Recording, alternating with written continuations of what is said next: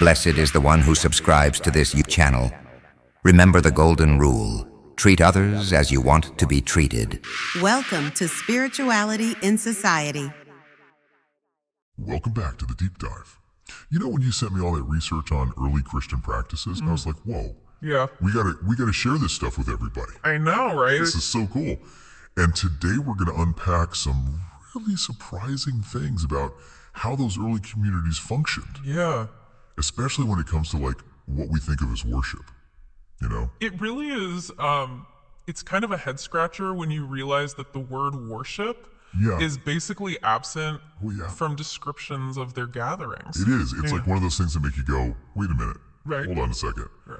I mean, picture like a typical church service today, Yeah, right? yeah. You got like music and sermons and, you know, maybe some rituals. That's what like worship means to most of us. Right, exactly. And it's so easy to assume that it was always like that, Right. you know? But that's the danger of anachronism. Yeah. Like trying to understand the past through our modern lens. Right. It's like trying to fit a square peg in a round hole, you know? Things just don't quite line up. Okay, so you're saying my mental image of, you know, folks in togas holding hands singing hymns, Yeah.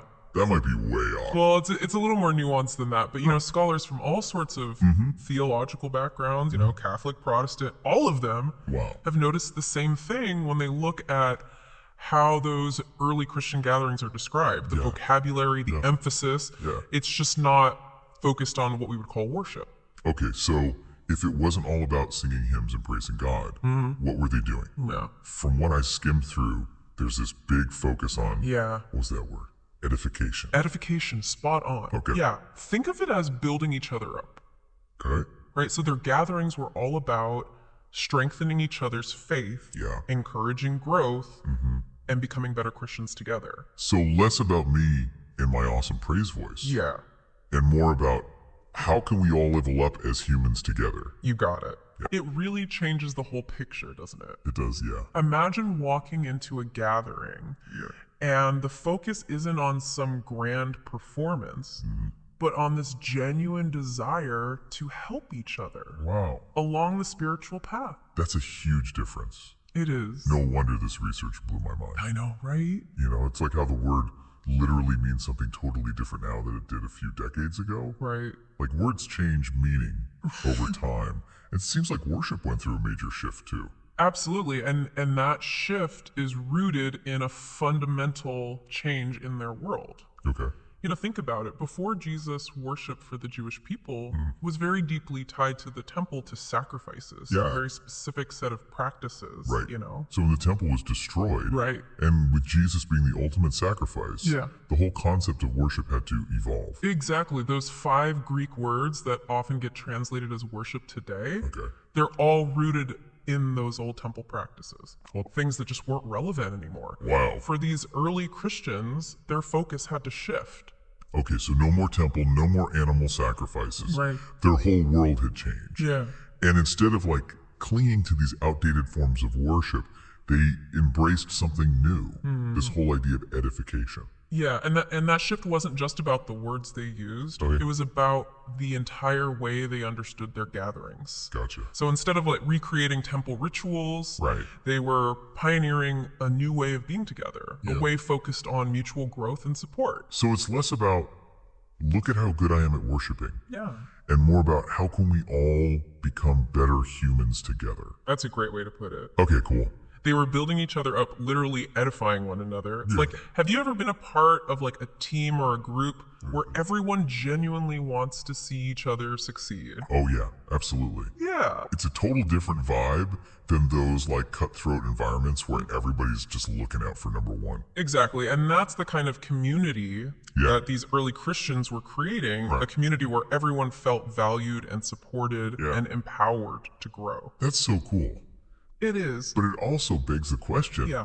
how did this edification thing actually work in practice? Yeah. What did these gatherings look like? Right. Did they just sit around and chat about their spiritual struggle? Well, it wasn't quite that simple, Okay. but you're on the right track.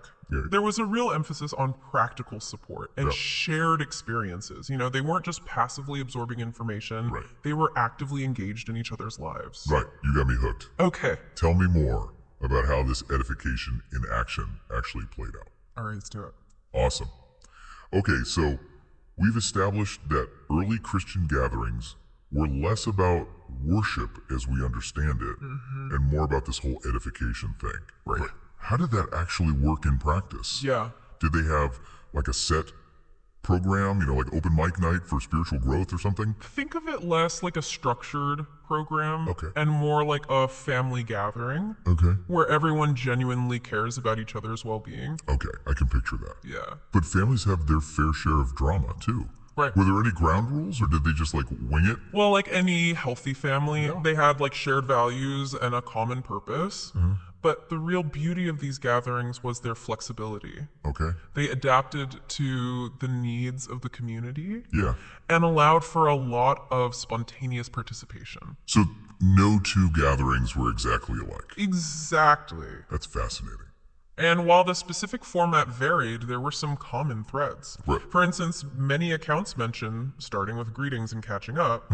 Imagine walking into a room Yeah. where everyone's genuinely happy to see you, eager to hear about your week, and ready to offer support if you're going through a rough patch. Man, that sounds amazing. Yeah. Not gonna lie, sometimes walking into a crowded church service can feel a little impersonal. Yeah, that's why this emphasis on personal connection was so crucial. Yeah. You know, these early Christians were living in a time of intense persecution. Right.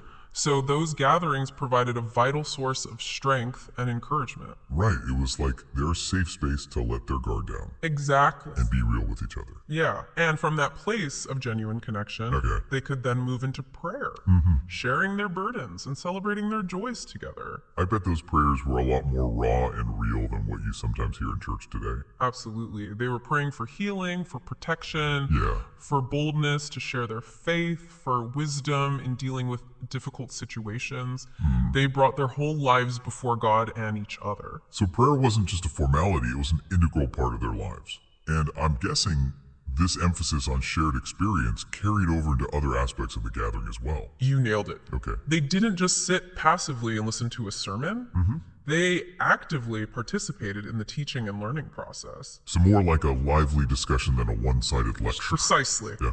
They engaged with the scriptures, shared personal insights, and challenged each other to live out their faith in practical ways. You know, this is starting to sound a lot like a really good small group or Bible study. And that's what's so exciting. Yeah. Those core principles of edification are timeless and adaptable. Okay, but there must have been some challenges too, right? Well, of course. I mean, not everyone is naturally gifted at teaching or leading discussions. Right, but that's where the beauty of community comes in. Okay. They recognized that everyone had something to contribute, Yeah. even if it wasn't a perfectly polished sermon. So even someone who might be shy or hesitant Right. could still participate and feel valued. Exactly. Maybe they shared a short word of encouragement, Huh.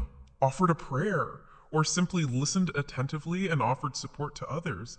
Every contribution, big or small, played a role in building each other up. That's such a refreshing perspective. It reminds me of that saying, you don't have to be great to start, but you have to start to be great. Right. And within this supportive community, Yeah. they could practice those skills, grow in confidence, and discover their unique gifts. So it was like a training ground for spiritual growth, both individually and collectively. Precisely. Wow.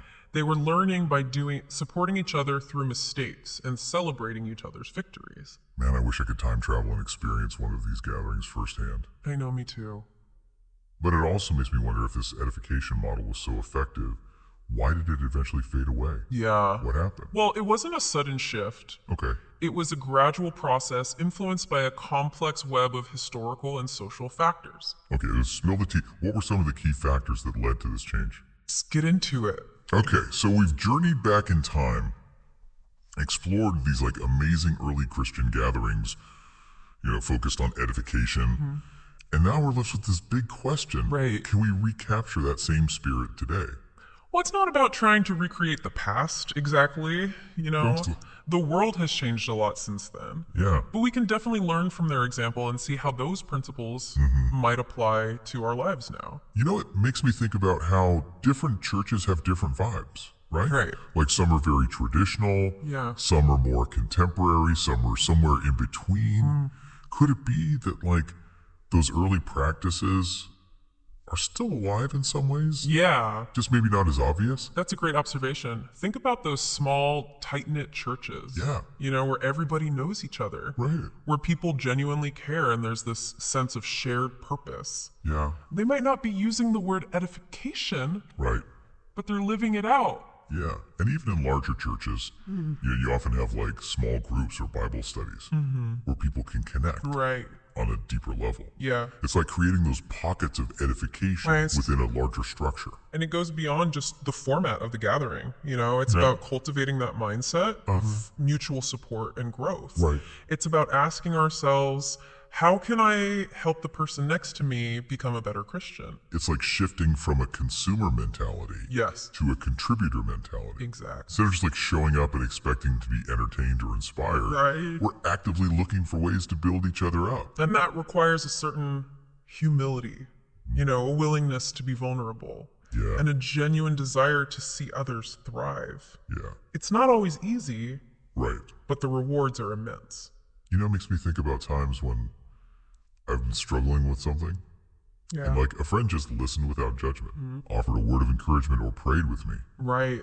Those moments were so powerful. Yeah. They really helped me through Yeah. a tough time. And that's the essence of edification, right? It's about being present for each other, offering practical support and speaking truth in love. It's like being part of a spiritual pit crew, I love that. helping each other stay on track Yeah. and make those necessary pit stops, for repairs and refueling. I love that analogy. And just like a pit crew, Yeah. everyone has a role to play. Right. It's not just about the designated leaders Yeah. doing all the heavy lifting, Right. Everyone has something to contribute. Right. So it's not about waiting for somebody else to create this perfect, edifying environment. Right. We can each be a part of building that culture Exactly. within our own circles of influence. It can start with small intentional acts, offering a word of encouragement, listening with empathy, Yeah. sharing a meal, praying for each other, offering practical help. As we're talking, I'm realizing that edification doesn't have to be this like big formal thing. Right.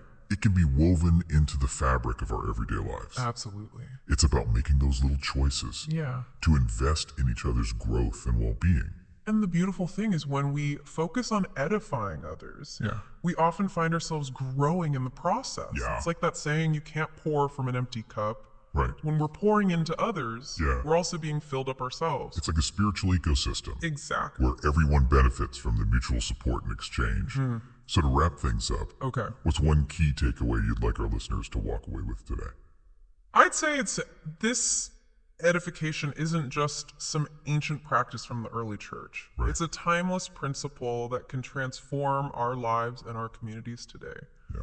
It's about shifting our focus from me to we, from consuming to contributing, Yeah. from passively observing to actively participating in each other's growth. And who knows, maybe by rediscovering this powerful model of edification, Yeah. we can unlock a whole new level of depth and richness Absolutely. in our relationships and our spiritual journeys. I think so. Absolutely.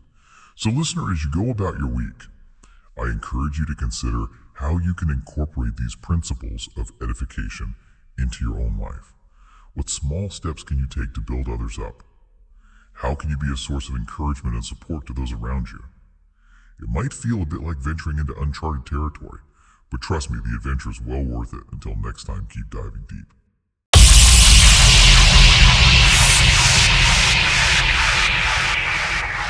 Blessed is the one who subscribes to this YouTube channel. Remember the golden rule: treat others as you want to be treated.